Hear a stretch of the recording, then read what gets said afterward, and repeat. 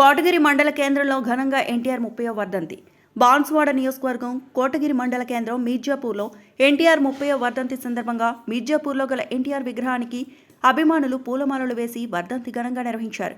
ఈ కార్యక్రమానికి ముఖ్య అతిథిగా బాన్స్వాడ నియోజకవర్గ ఎమ్మెల్యే పోచారం శ్రీనివాసరెడ్డి కుమారులు పోచారం సురేందర్ రెడ్డి హాజరై ఎన్టీఆర్ విగ్రహానికి నివాళులర్పించి ఈ సందర్భంగా వారు మాట్లాడుతూ ఎన్టీఆర్ పేదలకు చేసిన సేవా కార్యక్రమాల గురించి మాట్లాడి అందరూ ఎన్టీఆర్ని ఆదర్శంగా తీసుకోవాలని అన్నారు.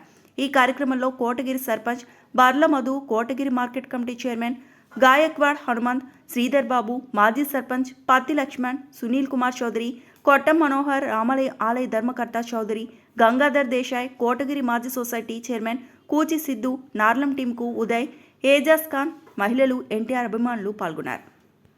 మండల కేంద్రం నందు దివంగత మాజీ ముఖ్యమంత్రి వర్యులు నందమూరి తారక రామారావు గారి 30వ వర్ధంతి సందర్భంగా కోటగిరి మార్కెట్ కమిటీ తరఫున కానీ ప్రజలందరం కలిసి నివాళులర్పించడం జరుగుతూ ఉంది.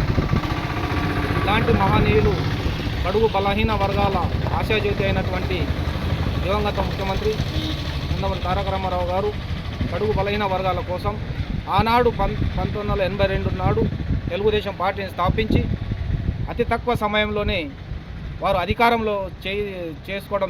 రావడం జరిగింది. 9 నెలల కాలంలోనే అధికారంలో వచ్చి బడుగు బలహీన వర్గాల కొరకు ₹2 కిలో బియ్యం కానీ, ప్రజలకు విద్య కానీ, అసలు ప్రపంచంలోనే తెలుగువారు ఏ రాష్ట్రంలో ఉన్నారనే ఆందోళనలు ఉన్నప్పుడు మరి రామారావు గారు వచ్చిన తర్వాత ఆంధ్రప్రదేశ్ నందు తెలుగువారు ఉన్నారని ప్రపంచంలో తెలిపిన ఘనత రామారావు గారికి దక్కింది ఆ రోజు.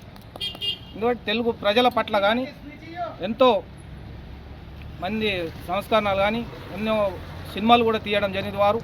వారి నాట్యాలు, వారి హాస్య పదాలు చాలా ప్రజలకు ఆకర్షితులయ్యే విధంగా ఉండేవి, మార్గదర్శకాలుగా ఉండాలని ఆలోచన ఉండేది వారిది.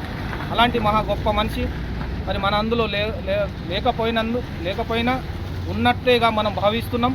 వారి ఆశయాలను మనం ముందుకు తీసుకుపోవాలని ఆశిస్తూ నాకు అవకాశం ఇచ్చిన మా కోటగిరి ప్రజలందరికీ ధన్యవాదాలు తెలుపుతూ ముగిస్తాను.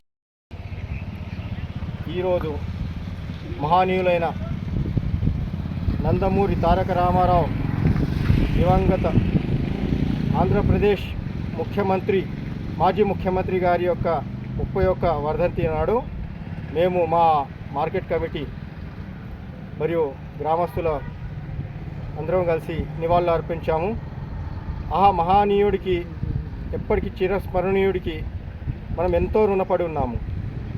అలాంటి మహనీయుడు ఎన్నో సంస్కరణలు తీసుకొచ్చి ఎన్నో సంక్షేమ పథకాలు రాష్ట్రంలో మొదలుపెట్టి ఈరోజు రాష్ట్రానికే కాదు దేశానికే దిక్సూచిగా నిలిచారు.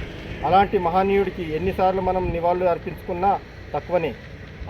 ఆ మహనీయుడు బడుగు బలహీన ఎంతోమంది గరీబ బీద ప్రజలకు ఆశాజ్యోతిగా నిలిచారు. 2 కిలోల బియ్యం కానీ, ఇండ్లు కానీ, ఎన్నో విద్యా సంస్కరణలు కానీ, ఎన్నో విషయాలు, 1 కాదు 2 కాదు ఎన్నో చెప్పుకున్నా పోతే సమయం సరిపోదు.